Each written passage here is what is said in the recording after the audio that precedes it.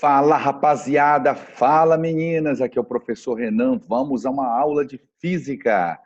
Na aula de hoje, pessoal, a gente vai ter como objeto de conhecimento a termometria, um assunto bem cotado nas provas de vestibulares, como o do Enem. Se você pegar essas últimas 5 edições do Enem, você vai ver que a termologia, a termometria, precisamente, ela está presente nessas provas aí.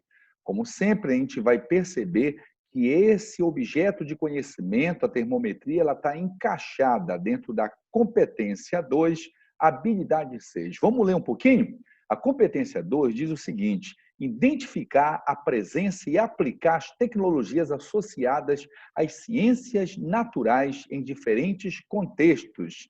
E a habilidade 6 diz relacionar informações para compreender manuais de instalação ou utilização de aparelhos ou sistemas tecnológicos de uso comum. Muito bem, vamos então, pessoal, iniciar a nossa maravilhosa aula, certo?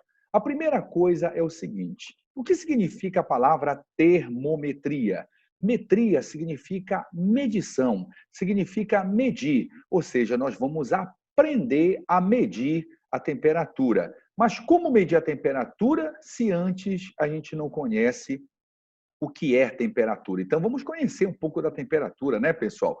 Quando você escutar a palavra temperatura, ligue era a palavra agitação molecular. Temperatura significa agitação das moléculas de um determinado corpo, certo? Por exemplo, vamos dar uma olhada nessa imagem que está à direita do seu vídeo. Repare que na primeira imagem você tem lá um corpo, né, que tem um determinado número de moléculas e essas moléculas estão se agitando. Já no segundo desenho, essas moléculas parecem mais agitadas. E no terceiro desenho, elas estão mais agitadas ainda. Isso mede o grau da temperatura do corpo, ou seja, a temperatura nada mais é do que o grau de agitação molecular de um determinado corpo. Não esqueça que as moléculas estão presentes nos 3 estados da matéria: no estado sólido, no estado líquido e no estado também gasoso. Então, como todo estado da matéria ele tem a presença de moléculas, então ele tem a presença da temperatura. Então, na verdade, podemos dizer que a temperatura é algo que está contido dentro dos corpos, certo? Muito bem, pessoal.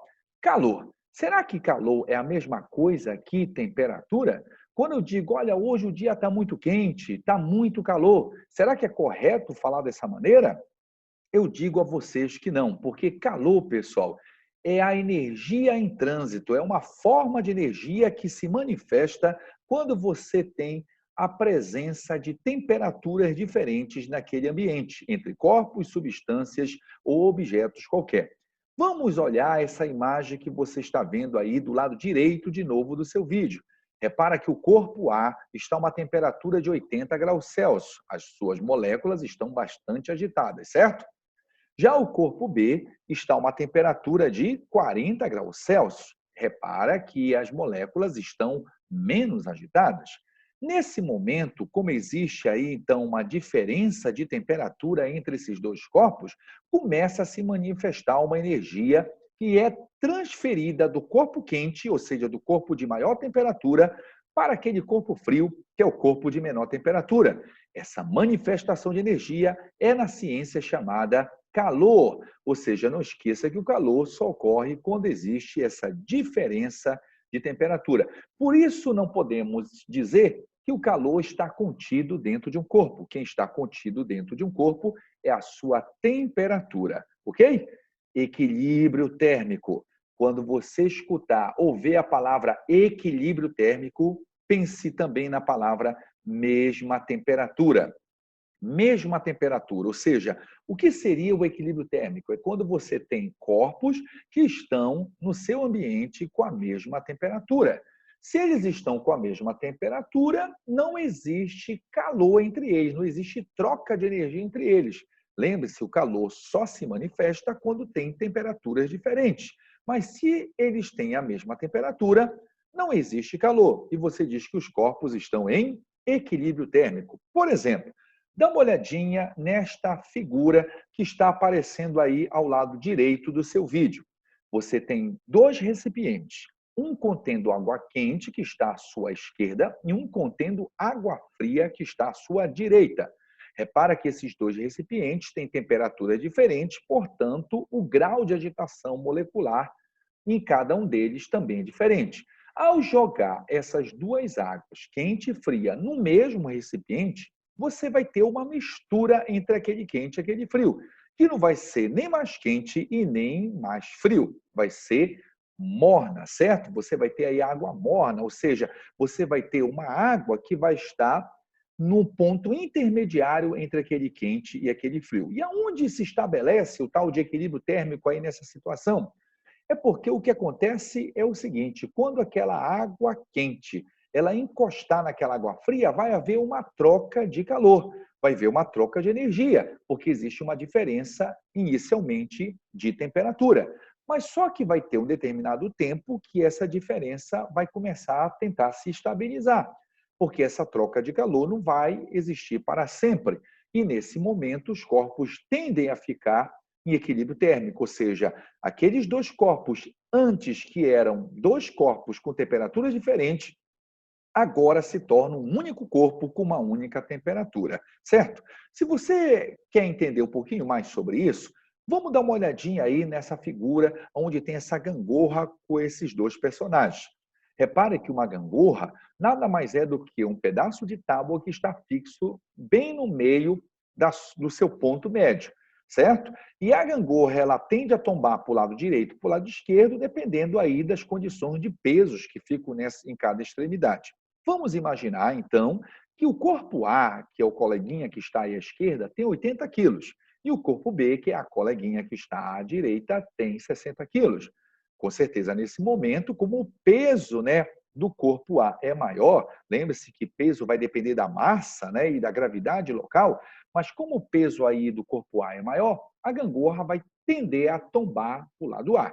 Se o B tivesse um peso maior, a gangorra iria tender a tombar para o lado do B. Concorda comigo? Muito bem, mas como o peso do corpo A aí é maior, então a gangorra tombou para o lado do corpo A, mostrando aí uma instabilidade, né? Um desequilíbrio no caso aí dos pesos, certo? Mas vamos supor nessa situação que o corpo A começa a doar um pouco da sua massa para o corpo B. Daquele 80 quilos, ele cede 10. E o corpo B, daqueles 60 quilos, ele ganha 10. Bom, o que vai acontecer? Vai acontecer um equilíbrio, porque quem tinha 80 perde 10, fica com 70 e 60 ganha 10, fica também com 70.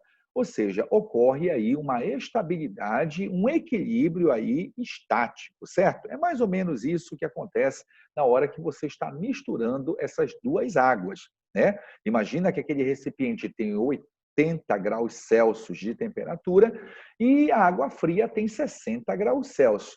Quando você misturar os dois, vai haver uma troca de energia entre eles, no qual a temperatura não vai ficar nem, né, acima de 80 ou 80 e nem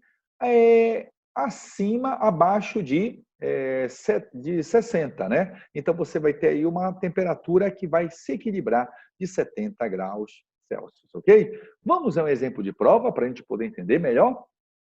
Quando uma enfermeira coloca um termômetro clínico de mercúrio sobre a língua de um paciente, por exemplo, ela sempre aguarda algum tempo antes de fazer a sua leitura.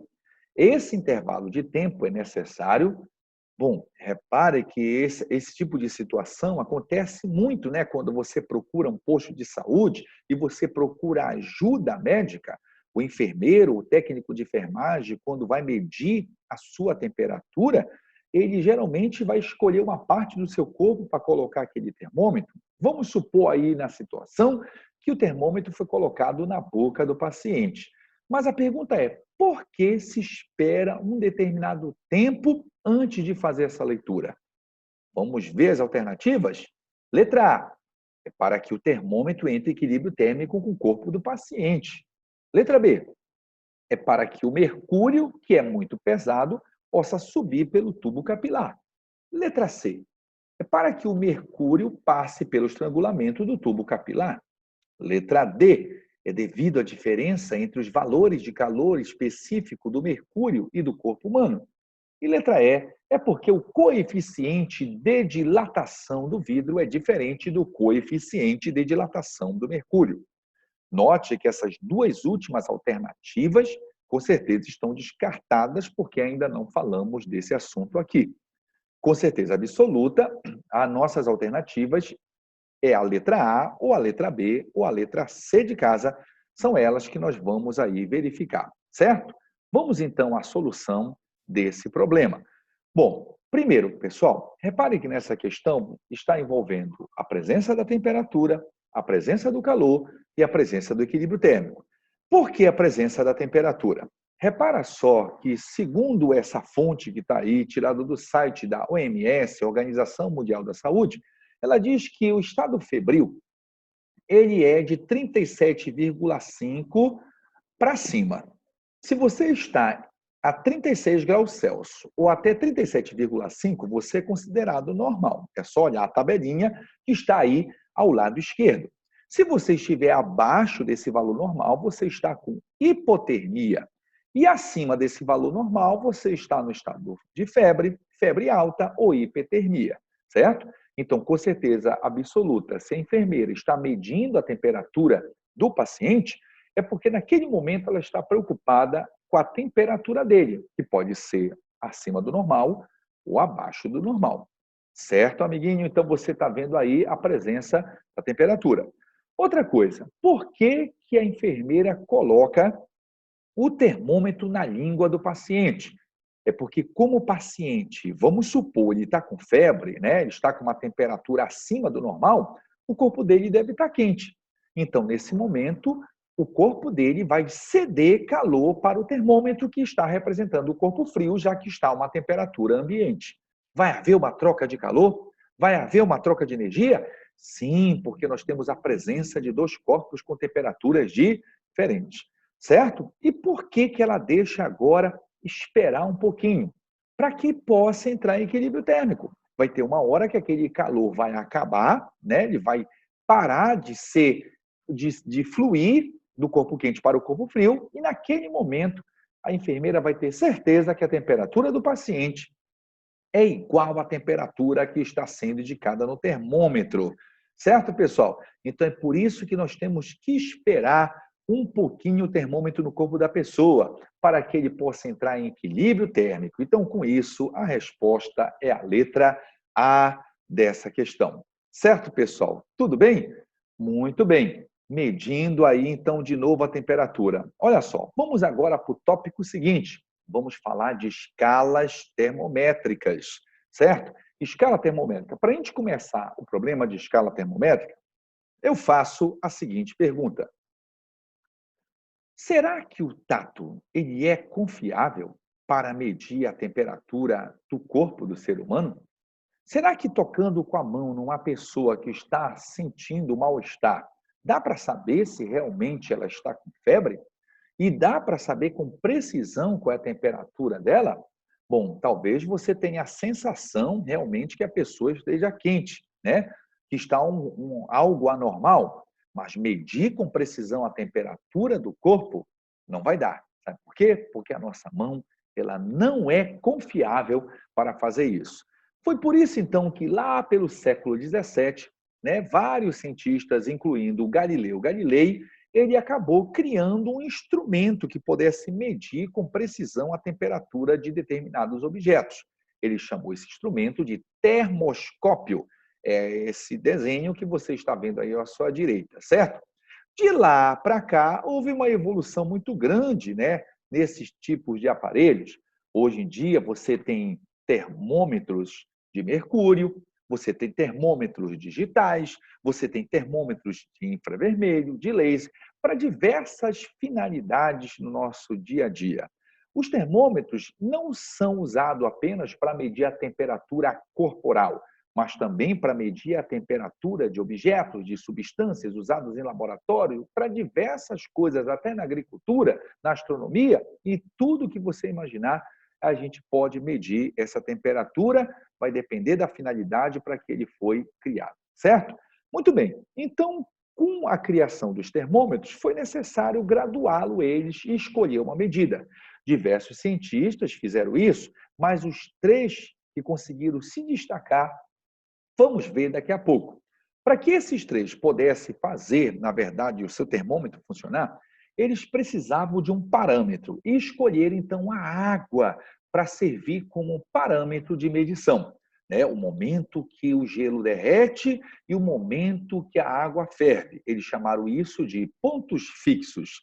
Então, nós temos aí o primeiro ponto fixo, também conhecido como ponto de fusão do gelo, que é aquele momento que o gelo está derretendo, ou seja, a água está passando do seu estado sólido para o seu estado líquido. E também temos o seu segundo ponto fixo, que é aquele momento que a água está fervendo na panela, né? Ou seja, a água está passando do seu estado líquido para o seu estado gasoso, ok?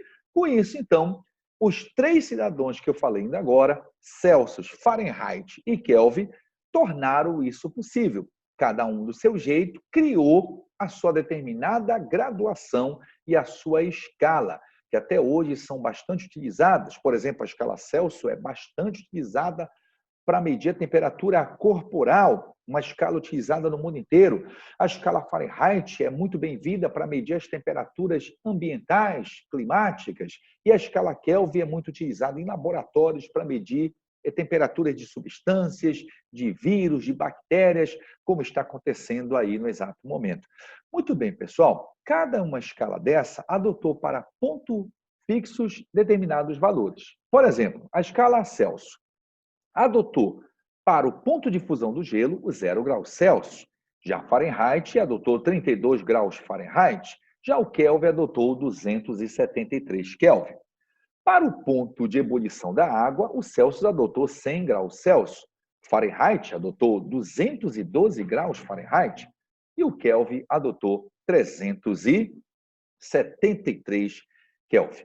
Repara que quando eu falo na escala Kelvin, eu não uso a palavra grau, né? Que é aquela bolinha, né, de símbolo que aparece, ó, graus Celsius, grau Fahrenheit, Kelvin. Falamos a palavra Kelvin, que também é muito conhecida como escala absoluta, e daqui a pouco vamos ver por que ela ganha esse nome. Muito bem, pessoal. Já ouviram falar no zero absoluto? O que seria o zero absoluto? O zero absoluto seria aquele momento que as moléculas iriam parar de se agitar. Olha só essa imagem que você está vendo aí. Vamos imaginar essa sequência. As moléculas que estão aí do lado esquerdo estão bastante agitadas e, para isso, elas estão bastante separadas, porque elas precisam de espaço para poder se locomover.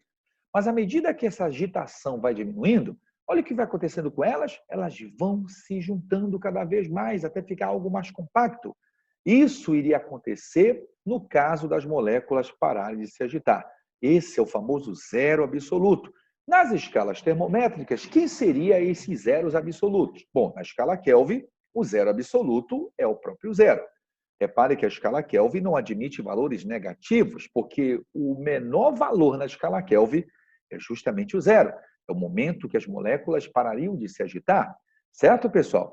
Já na escala Celsius, esse valor corresponde a menos 273,15. Aproximadamente, falamos apenas menos 273 graus Celsius. E na escala Fahrenheit, seria menos 459 aproximadamente graus Fahrenheit. Esses são os menores valores que cada escala possui, certo? Muito bem. Conversão de escalas termométricas. Como a gente pode transformar da escala Celsius para Fahrenheit e para Kelvin? A pergunta é, por que eu devo fazer isso? É porque, por exemplo, aqui no Brasil, a gente usa muito a escala Celsius. Se eu falar para você 40 graus Celsius, qual é a sensação térmica que você teria? Quente ou frio? Bom, 40 graus Celsius é quente, né? Uma pessoa com 40 graus Celsius está com febre, certo? E uma febre bastante elevada. Seria quente.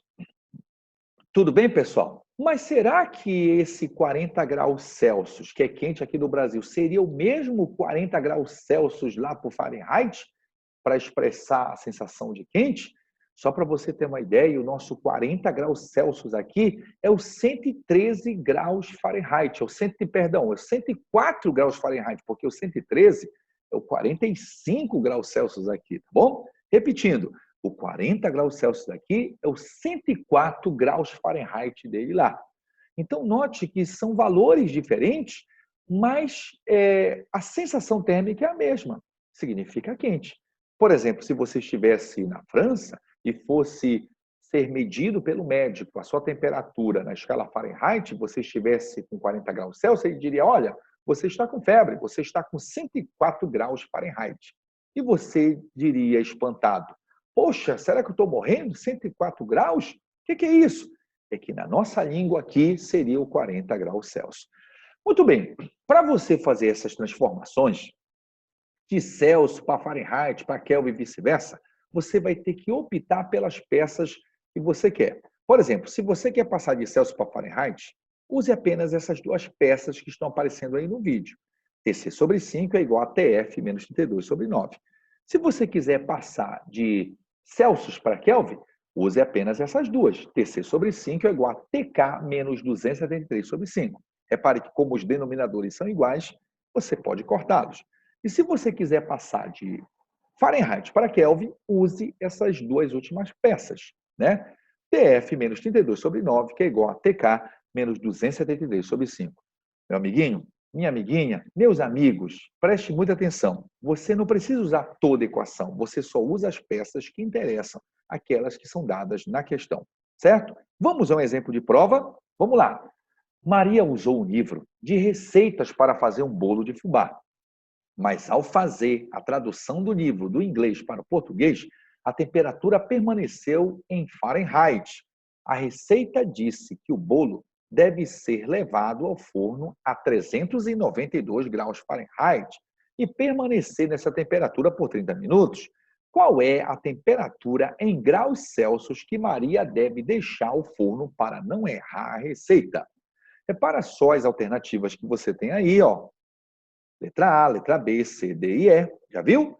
Muito bem. Qual é o objetivo aí da questão, pessoal? O objetivo da questão é, primeiro, fazer a conversão de escalas termométricas, né? Para isso, você vai usar a fórmula que você acabou de aprender e apenas as peças que interessam. Repara que no texto ele quer transformar graus Fahrenheit em graus Celsius. Então, vamos usar apenas essas duas peças que estão à esquerda aí do seu vídeo, certo? Então, vamos lá. O objetivo é transformar 392 graus Fahrenheit em Celsius, usando a equação que nos interessa, TC sobre 5 é igual a TF menos 32 sobre 9. Lembrando que esse TC significa temperatura Celsius e TF significa temperatura Fahrenheit. No lugar do TF, você vai substituir e vai colocar o 392. Então, vai ficar TC sobre 5 é igual a 392 menos 32 sobre 9. Preste atenção. 392 menos 32 vai dar 360. E esse 360 dividido pelo aquele 9 ali vai dar 40. Então, vai ficar TC sobre 5 é igual a 40. O 5, pessoal, está dividindo. Como é que a gente passa ele para o outro lado? Multiplicando. Então, 5 vezes 40 vai dar 200 graus Celsius. Olhando a alternativa, é a letra B de bola, alternativa dessa questão. Certo? Viu como foi fácil? Mais tarde, você pode olhar esse vídeo, dar uma parada e tentar refazer aí a questão. Vamos para a próxima. Em relação à termometria, é certo dizer que, letra A, menos 273 Kelvin representa a menor temperatura possível de ser atingida por qualquer substância? Repara que essa alternativa já está errada porque não existe valores negativos para a escala Kelvin. Vimos ainda agora. Letra B. A quantidade de calor de uma substância equivale à sua temperatura? Nada disso. Vimos que temperatura é algo que está contido no seu corpo, né? A agitação das moléculas, enquanto o calor é uma forma de energia em trânsito, está fora do corpo. Letra C. Em uma porta de madeira, a maçaneta metálica está sempre mais fria que a porta? Repara que isso é o fato de você tocar na porta, né? E o tato não é confiável. Então, nem sempre vai ser assim. Letra C também está errada. Letra D. A escala Kelvin é conhecida como absoluta porque só admite valores positivos. Muito bem, essa alternativa está correta. Por enquanto, a letra D está ganhando. Vamos ver a letra E? O estado físico de uma substância depende exclusivamente da temperatura em que ele se encontra. Olha, quando ele colocou a palavra exclusivamente, ele errou, né? Porque não é só a temperatura que determina o estado físico da matéria, mas a pressão também determina o estado físico da matéria, que é algo que nós vamos ver mais adiante. Então, a resposta dessa questão é a letra D, de dado. Certo, pessoal? Muito obrigado, rapaziada. Olha, saúde para todos vocês. A gente se vê aí mais tarde numa próxima aula, ok?